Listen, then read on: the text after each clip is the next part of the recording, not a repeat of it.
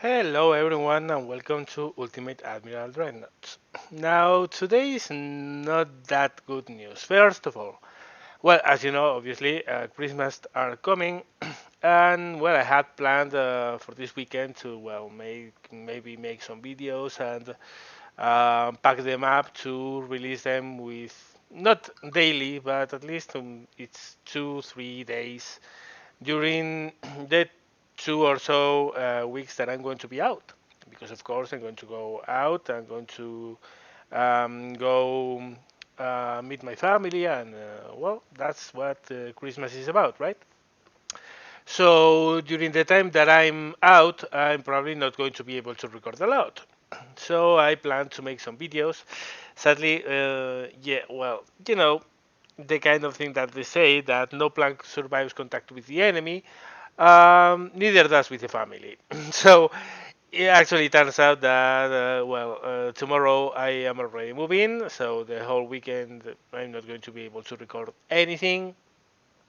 And we'll see during these next 2 weeks. We'll see how much am I able to record and upload or not.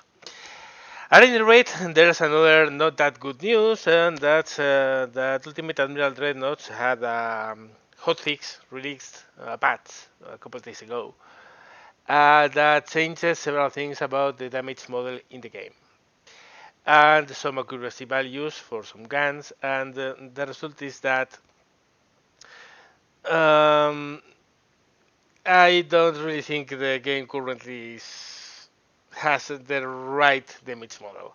Ships sink far too quickly in some cases. They take far too much to sink in others. Some guns are extremely accurate when honestly I don't think they should. But particularly so is the damage model. I mean, yesterday I tried to record a retry of the Battleship plus DDs versus Battleship plus DDs that I did some days ago. The one where we met that big Super Yamato. Turns out that in less than 10 minutes I had sunk my enemy. Uh, because essentially each time I was hitting the enemy battleship, I was causing massive flooding, and it just sank outright. So, I mean, this is what happens when a game is in development and is in testing. Yeah, the changes they brought really they don't mesh well with the game. So I'm not going to make any battle in this video. What I'm going to do instead is to focus um, on the designer, which is a very cool feature of the game, and of course one that I really like a lot. Of course, again, lots of things are needed to make it perfect, but so far it's not bad. So what I'm going to do is what I'm going to try to do is to give some tips on um, designing a ship. Right? In my first video, I already made more or less a coverage of what each option made and did, but what I'm going to cover here is, in particular, one thing that truly I struggle a little bit to control, and that is how to make wing turrets. So, several designs historically have guns in the center line and then some on the wings. In particular, in the campaign of this game, and actually happens also in Rule the Waves, at the beginning you are not going to be able to put more than 2 or 3 turrets in the center line. So if you want to put more turrets in your ship than just one in front and one behind, you are going to have to put turrets in the wings. Now, of course, the problem that this brings is that this game models very well the stresses on the hull, on a given hull. So, for instance, we have this flux decker. If we go with main guns, and we go with side guns, and we put there one turret, you will see that we have a very big wake offset because most of the wake is unbalanced, is one into one side. If we put a turret in the other side, more or less on the same position, you will see that even while it would seem that it should be balanced, it actually is not. And that's because I think the game also models the stresses on the hull from turrets which are very widely separated and not on the center line. Um, So what I'm going to do is to actually try to model, well, one ship also with cross-deck abilities, which is actually pretty cool. You can do that, and teach you how to do it. So to begin with, we are going to try to replicate maybe Molke, the Japanese battle cruiser. I know I'm using a battleship hull, but the problem is, well, I don't think there's any battle cruiser hull right now that we can really use any crossfire arrangements. At least, not that I have tried. This one can do it, so I'm going to go with this. So let's go with 26.9 knots, 24.5 thousand tons. I mean, I'm going to replicate the layout. I'm not going to make a copy of the ship. Okay. So first things first, we are going to go with turbines, all this modern stuff, best armor possible, second best barbette because we don't have the top one, best anti-torpedo, double bottom, reinforced hull, best anti-torpedo, anti-floating system we can, and the best citadel system that we can put in. Now this is more or less the standard thing I usually do. I go with the best machinery I can up to year turbine 2. Diesels are a completely different thing. We will cover those in some other video in the future. Then I go with the best mix I can here, because turbines are much more weight efficient than steam. Same with the fuel options. So the more you advance, it's going to cost you more, but it's going to be more weight efficient. And initially, at the beginning of the campaign, probably the limit is going to be your weight more than your cost. Later on, that might change. But right now, we are focusing on trying to make a ship within the given weight. So now we are at the point where I usually go and begin designing the hull. Again, there's no big sense in going with armament, maybe to go with the best reloading option, but no more than that, before actually putting your weapons on. So first we are going to go main turret. Let's see, we are going to put, that's too big, that's too big, that's better. We need a set of superstructures that aren't really going to be too big. They aren't going to take too much space and behind there. Next in line, what we do is to go main guns, go side guns. We choose our caliber. I'm going to go with 12 inches, 2 barrels, and remember you can rotate with T and R. So the idea is that we are going to have a funnel in the middle and 2 guns, one this side, which are going to be able to do crossfire. So the first thing we need is to put the first turret, yeah, there. You can see we have a cross-deck ability. If we go, you see the green arcs, those are the arcs of fire. It can fire to this side, and it also can fire to a restricted arc on this area. Next in line, what we do is to go to the turret and add another one, and now look at the starboard weight offset. If we bring it too close, it's going to be unbalanced. If we pull it too apart, it's going to be unbalanced. If we put it exactly in the proper spot, there's going to be a slight amount of imbalance, but not very worrisome. Now, what I'm going to actually do is to do the opposite, because I'm noticing that we are going to have some space, maybe more, there. We want to put the guns as close to the structures as we can while giving them arcs of fire to the other side. So what I'm going to do now is to look for the balance point on this area. Ooh, it's going to take, oof, why? Shouldn't be that way. Let me replace it again. There. Now here. Yeah, what is happening is what I told you. The farther separated from the midline they are, the more stresses it puts on the hull. So we need to separate them to make them more or less equidistant towards the center. So actually, it's going to work like I began with. So let's put it roughly here. Accommodate. There you go. See, uh, now they are too close. Damn it. Okay, let's move them again. Again, it's a lot of trial and error to find the proper spot. Let's try it here. Now let's try it. Maybe.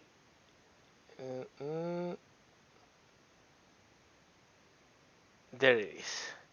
There. Okay, we are set. Now what I do is to go for the centerline guns, of which we are going to put one in front. Damn it. Main guns. One in front. Turret here. And one in the rear. Which is a pretty respectable amount of firepower for the very limited weight that we are putting. 25,000 tons at this speed in this state, 1908 is actually pretty good. Next in line, we are going to need the funnel. So, funnels, let's bring one, put it in the middle, check, more or less good enough. Maybe we can go with force induction instead and go with almost 100%. That works. And now let's check. We have cross arc of fire, cross arc of fire. Now what we can also do is to maybe move this one behind, move this slightly aft to pack it in a more closer space, and that would be it. That's how you do wing turrets. Remember, first of all, weapons. You begin with your also you have to here up here you have auto mirror. You have to disable it because if you enable it, you will put turrets, wing turrets at the same time. So yeah, that doesn't work very well. You need to put one at a time. So this works. Now let's move on to custom-made guns. Now, how do I value what do I want for secondary guns? When in general, against destroyers, anything smaller than 5 inches was generally thought as ineffective, not big enough. 5-inch guns were borderline acceptable. 6 inches is the minimum I go for my main anti-destroyer battery. So we are going to put. Hmm, okay, we have a space problems here. You can see we can't put, or can we? Yeah, we can. But not on this side. I don't know why this happens, but sometimes happens that you can put them on one side and not on the other. So what I'm going to do here is to compromise and say that I don't want these guns.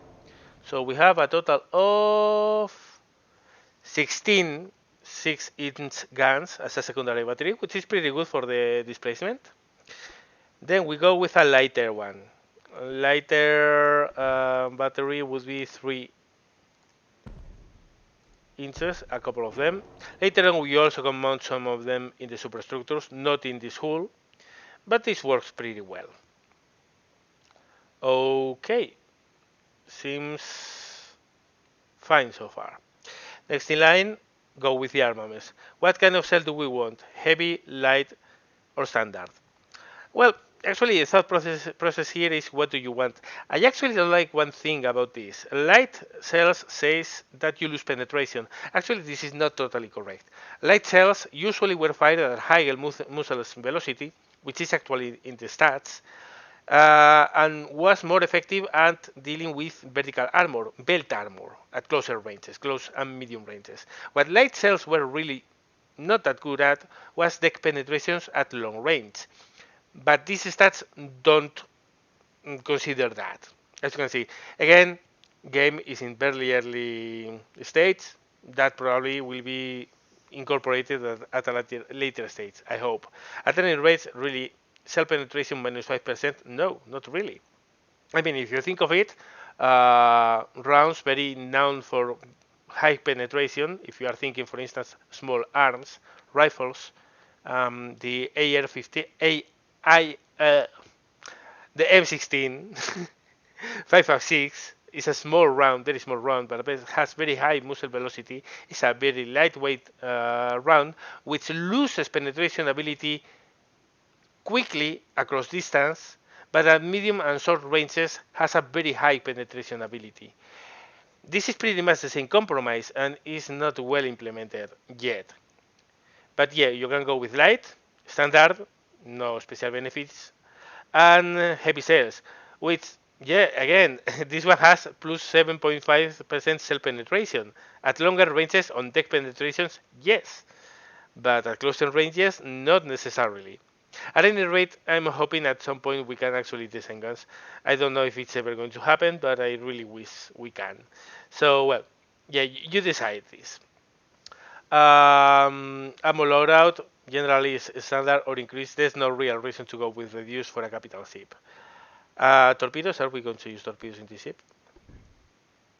Well, yeah, I mean, the original ships had them, so why not? 18 inches, standard propulsion. Well, these are different kind of propulsions. Right now we don't have many options, so there's that. Now, powder. How do you choose your propellant? Well, first of all, you need to know the cost and the changes on the weight they are going to entail. In general, leadite is very good for ships which are going to go against unprotected enemies. For instance, cruisers. Cruisers with leadite, especially leadite 2 because it's a lot more stable. With leadite 1, yeah, there are a lot of ammo detonations. You lose penetration on your guns, but you win a lot, and I mean it, a lot of high explosive damage and fire chances, which is really desirable for those kinds of ships. Meanwhile, if you are looking for something like penetration abilities, you might be looking for TNT, tube powder, cordite. I mean, it really increases your cell damage, but you can see that yeah, ammo detonation chance is minus. Also, chances of fire on your own ship, which is not really great. Also increases the cell weight. The cell penetration and gun range I really don't care a lot about, but the detonation chances I don't really like. These are where the kind of propellants that the British were using during World War One, and you know how that went. Yeah, white powder. I usually compromise between ballistite when I don't have access to white powder, when I don't have access to powder, when I don't have access to high TNT. Then I might change my selection depending on cost and weight, but usually those are the four ones that I usually aim for. Next in line, turrets. Do we want, if possible, if you can, really it's good to get some kind of extra traverse speed. If you can't, well, I mean there are worse compromises to do, but this one is usually one really good. Reloading, always go for the best option, no questions. I mean, if you can, the faster you can fire, it makes a difference in battle, and noticeable one as well. Equipment, well, rangefinders. I already spoke about this in my first video. Coincidence are really good for ships which are going to fight at closer ranges. Stereoscopic for the ones that are going to fire at longer ranges. Obviously, a capital ship like this, stereoscopic. Radio, well, if you are going to use your ship in a fleet setting, you might want to give it an extra communication range because your ships near that communication range get a plus to their performance. In this one, I'm not going to bother putting any. Armor. Now, armor, I already told a little bit about how to do a balanced approach. In general, you look at your guns, you calculate their penetration, and you try to set your ship with a proper immunity zone, which means a range of distances where you aren't vulnerable to your own cells, at least not a citadel.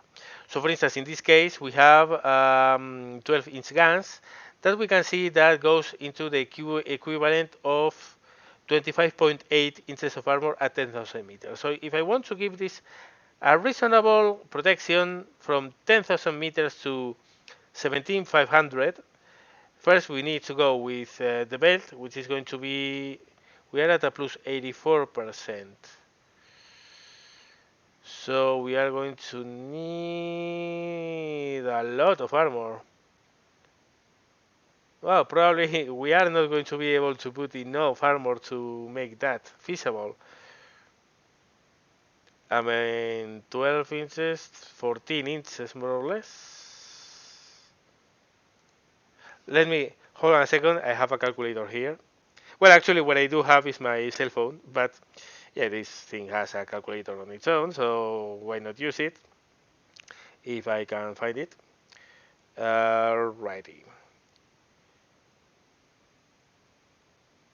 So, 14 times 84 divided by 100. This is 11.75 inches of equivalent armor. Mm.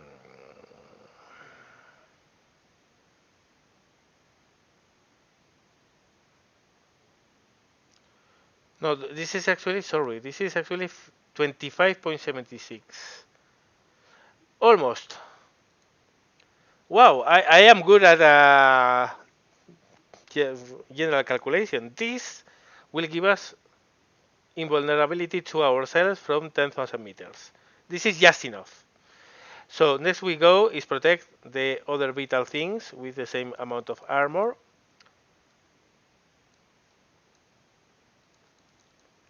Now, Dec Penetration. Dec Penetration for our guns at top range, which is the most that we are going to have to face because these guns only have a range of 19 kilometers, so yeah. 6.4. 3.8 is pretty good. I mean, is times 80 plus 84% is going to be close enough as to make it good enough. We increase the turret top to match the deck. And finally, secondaries. Well, the secondaries, if you look at it right now, here, they actually are kind of our upper belt. I already spoke about the armor model. It's not very detailed right now, but 6 inches of upper belt armor is pretty good. This is overkill, by the way. I mean, the Saints of the Time didn't have more than 12. I'm going to go with 12. Mostly because we were going overweight, so yeah. But the rest I'm going to keep at 14.1. So the belt is going to be a little bit more vulnerable, but at least our guns are not going to be knocked out. Now the extensions, 6 inches for a ship of the incremental era before the all or nothing is perfectly acceptable and perfectly good. It's actually pretty standard. Most ships have an extension belt of more or less 6 inches of belt armor. So yeah, we actually, you can see, we already have a ship. This ship actually works. It's not very big, but you can see here that it's going to be very fast to build, slightly more than 2 years. Not as expensive in comparison with other things you can build.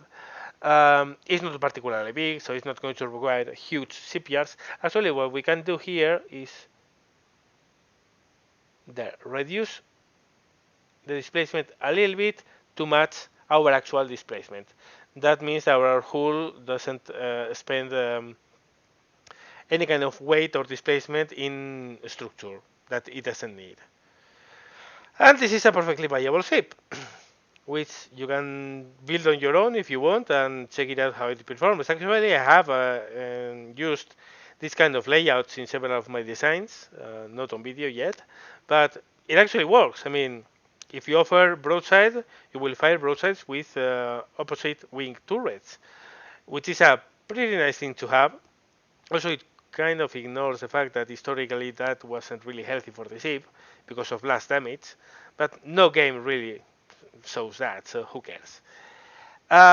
So yeah, well, this is going to be it for this video. Some recommendations about how to make wing turrets. Also, remember, very important, because I don't think people notice it, but you can rotate guns. to, and it's not just aesthetic. That's actually important because, for instance, if we go and we want to put a turret right here, like this we can't, but maybe like this we can. In this case, not. In this case, not because it's too big. But rotating your turrets is really an effective way to. There you go. That's what happens when you mirror your turrets. That I remember I told you before. There. Um, so yeah, sometimes rotating your turrets makes them fit in a space that wouldn't any other way. So there's a lot to do there. Also, you can do it with destructors. Believe it or not. Look at this. So yeah. At any rate, I hope you enjoyed this little video of some tiny tips to make a proper wing crossfire configuration work. As I told you, well, I will see how many videos I can do during this Christmas, if at all. Uh, if I can do some of them, well, until then, and if not, well, in the meantime, have very Merry Christmas. Have a really good time.